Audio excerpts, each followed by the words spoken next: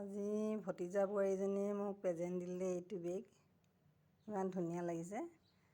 তাই নিজে হাতে বনোৱা ঊলৰ হয়।